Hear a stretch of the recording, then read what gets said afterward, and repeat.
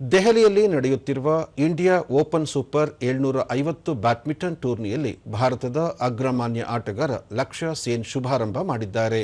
ಇಂದಿರಾ ಗಾಂಧಿ ಒಳಾಂಗಣ ಕ್ರೀಡಾಂಗಣದಲ್ಲಿ ನಿನ್ನೆ ನಡೆದ ಪುರುಷರ ಸಿಂಗಲ್ಸ್ ವಿಭಾಗದ ಆರಂಭಿಕ ಪಂದ್ಯದಲ್ಲಿ 2021ರ ವಿಶ್ವ ಚಾಂಪಿಯನ್ಶಿಪ್ ಕಂಚಿನ ಪದಕ ವಿಜೇತ ಲಕ್ಷ್ಯ ಸೇನ್ 21-12, 21-15ರಲ್ಲಿ 20 ವರ್ಷದ ಆಯುಷ್ ಶೆಟ್ಟಿ ಅವರನ್ನು ಪರಾಭವಗೊಳಿಸಿದರು.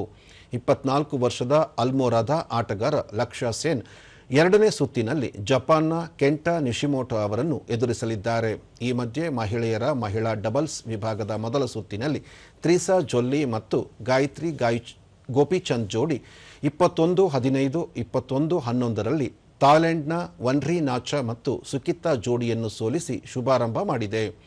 ಭಾರತದ ಜೋಡಿ ಮುಂದಿನ ಸುತ್ತಿನಲ್ಲಿ 7ನೇ ಶ್ರೇಯಾಂಕಿತ ಚೈನಾದ ಲಿಯಿ ಜಿಂಗ್ ಮತ್ತು ಲೊವೋಕ್ಸಿ ಮಿನ್ ಅವರನ್ನು ಸವಾಲು ಎದುರಿಸಲಿದೆ. ಪುರುಷರ ಡಬಲ್ಸ್ನಲ್ಲಿ ಹರಿಹರನ್ ಮತ್ತು ಎಂಆರ್ ಅರ್ಜುನ್ ಮಲೇಷಿಯಾದ ಟಿಯೋ ಇಇ ಮತ್ತು ಓಂಗ್ ಯು ಸಿನ್ ಜೋಡಿಯನ್ನು 21-15, 21-18ರಲ್ಲಿ ಸೋಲಿಸಿ ಎರಡನೇ ಸುತ್ತು ಪ್ರವೇಶಿಸಲಿದ್ದಾರೆ.